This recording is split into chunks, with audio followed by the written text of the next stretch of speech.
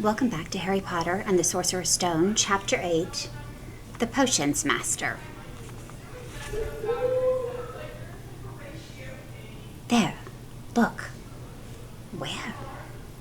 Next to the tall kid with the red hair. Wearing the glasses? Did you see his face? Did you see his scar?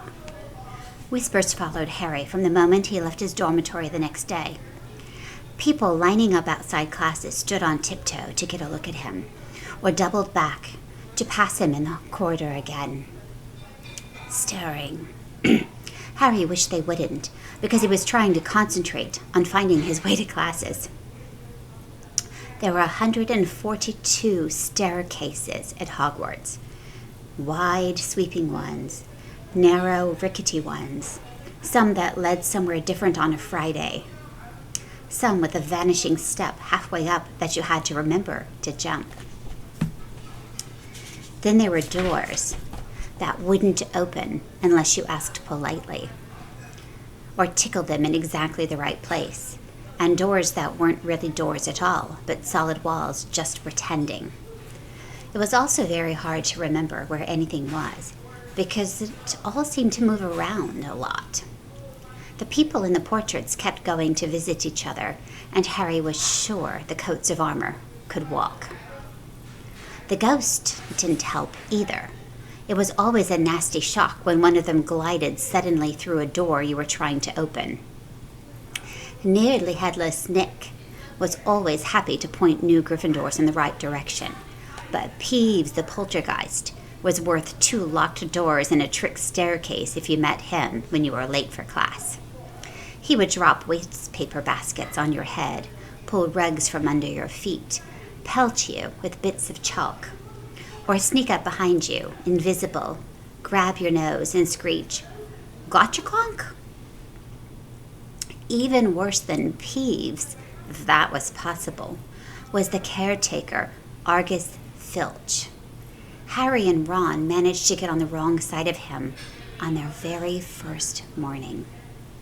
Filch found them trying to force their way through a door that, unluckily, turned out to be the entrance to the out-of-bounds corridor on the 3rd floor. He wouldn't believe they were lost, was sure they were trying to break into it on purpose, and was threatening to lock them in the dungeons when they were rescued by Professor Quirrell, who was passing by. Filch owned a cat called Mrs. Norris, a scrawny, dust-colored creature with bulging, lamp-like eyes, just like Filch's. She patrolled the corridors alone. Break a rule in front of her, put just one toe out of line, and she'd whisk off for Filch, who'd appear wheezing 2 seconds later. Filch knew the secret passageways of the school better than anyone, except perhaps the Weasley twins, and could pop up as suddenly as any of the ghosts. The students all hated him, and it was the dearest ambition of Minnie to give Mrs. Norris a good kick. And then, once you had managed to find them, there were the classes themselves. There was a lot more to magic, as Harry quickly found out, than waving your wand and saying a few funny words.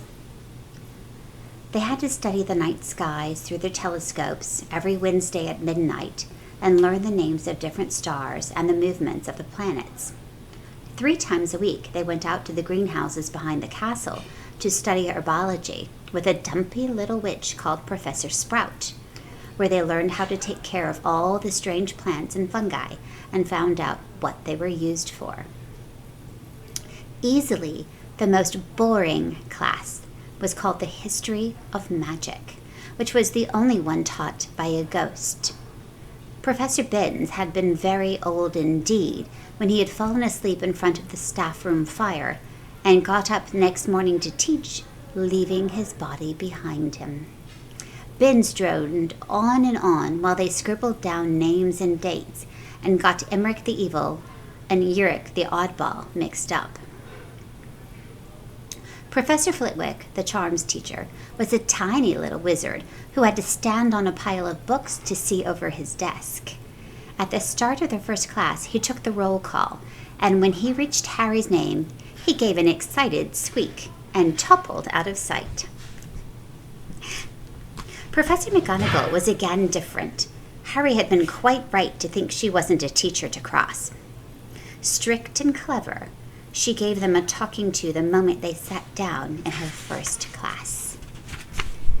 Transfiguration is some of the most complex and dangerous magic you will learn at Hogwarts, she said. Anyone messing around in my class will leave and not come back. You have been warned. Then she changed her desk into a pig and back again. They were all very impressed and couldn't wait to get started, but soon realized they weren't going to be changing the furniture into animals for a long time. After taking a lot of complicated notes, they were each given a match and started trying to turn it into a needle. By the end of the lesson, only Hermione Granger had made any difference to her match. Professor McGonagall showed the class how it had gone all silver and pointy and gave Hermione a rare smile. The class everyone had really been looking forward to was Defense Against the Dark Arts, but Quirrell's lessons turned out to be a bit of a joke. His classroom smelled strongly of garlic, which everyone said was to ward off a vampire he'd met in Romania and was afraid would be coming back to get him one of these days. His turban, he told them, had been given to him by an African prince as a thank you for getting rid of a troublesome zombie, but they weren't sure they believed that story. For one thing, when Seamus Finnegan asked eagerly to hear how Quirrell had fought off the zombie, Quirrell went pink and started talking about the weather. For another, they had noticed that a funny smell hung around the turban, and the Weasley twins insisted that it was stuffed full of garlic as well, so that Quirrell was protected wherever he went. Harry was very relieved to find out that he wasn't miles behind everyone else.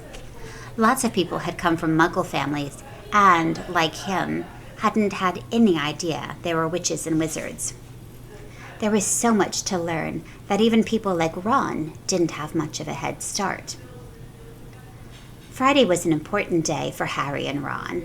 They finally managed to find their way down to the Great Hall for breakfast without getting lost once. "What have we got today?" Harry asked Ron as he poured sugar on his porridge. "Double potions with the Slytherins," said Ron, "Snape's head of Slytherin House. They say he always favors them. We'll be able to see if it's true." "Wish McGonagall favored us," said Harry. Professor McGonagall was head of Gryffindor House, but it hadn't stopped her from giving them a huge pile of homework the day before. Just then, the mail arrived. Harry had gotten used to this by now, but it had given him a bit of a shock on the first morning, when about 100 owls had suddenly streamed into the Great Hall during breakfast, circling the tables until they saw their owners and dropping letters and packages onto their laps.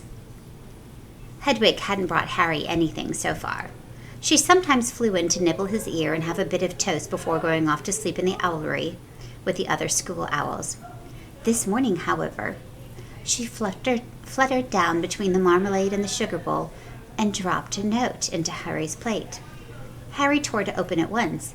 It said, in a very untidy scrawl, "Dear Harry, I know you get Friday afternoons off, so would you like to come and have a cup of tea with me around 3? I want to hear all about your first week. Send us an answer back with Hedwig. Hagrid." Harry borrowed Ron's quill, scribbled, "Yes, please. See you later," on the back of the note and sent Hedwig off again. It was lucky that Harry had tea with Hagrid to look forward to, because the potions lesson turned out to be the worst thing that had happened to him so far. At the start of term banquet, Harry had gotten the idea that Professor Snape disliked him. By the end of the first potions lesson, he knew he had been wrong. Snape didn't dislike Harry. He hated him. Potions lessons took place down in one of the dungeons. It was colder here than up in the main castle, and would have been quite creepy enough without the pickled animals floating in glass jars all around the walls. Snape, like Flitwick, started the class by taking the roll call, and like Flitwick, he paused at Harry's name. Yes, he said softly. Harry Potter, our new celebrity. Draco and Malfoy and his friends Crabbe and Goyle sniggered behind their hands. Snape finished calling the names and looked up at the class. His eyes were black like Hagrid's, but they had none of Hagrid's warmth. They were cold and empty and made you think of dark tunnels. You are here to learn the subtle science and exact art of potion making, he began. He spoke in barely more than a whisper, but they caught every word. Like Professor McGonagall, Snape had the gift of keeping a class silent without effort. As there is little foolish wand-waving here, many of you will hardly believe this is magic.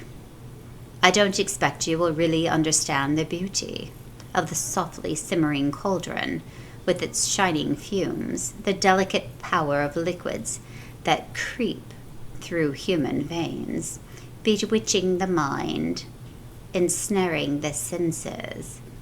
I can teach you how to bottle fame, brew glory, even stopper death, if you aren't as big a bunch of dunderheads as I usually have to teach.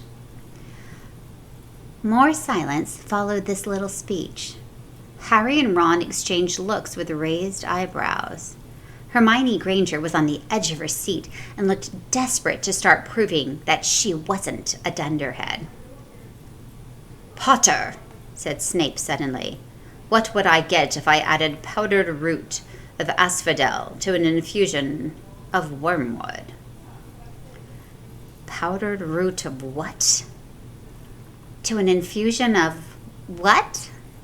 Harry glanced at Ron, who looked as stumped as he was. Hermione's hand had shot into the air. I don't know, sir, said Harry. Snape's lips curled into a sneer.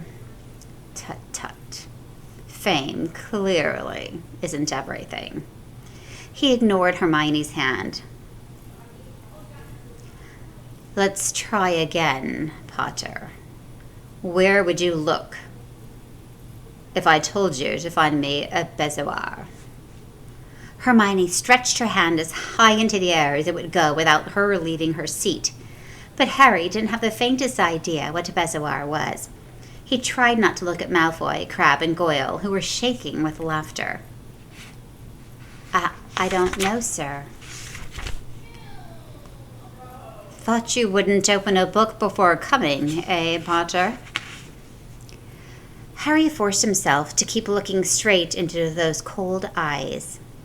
He had looked through his books at the Dursleys, but did Snape expect him to remember everything and 1,000 magical herbs and fungi? Snape was still ignoring Hermione's quivering hand.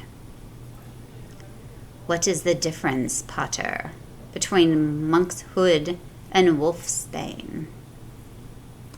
At this, Hermione stood up, her hand stretching toward the dungeon ceiling. I don't know, said Harry quietly.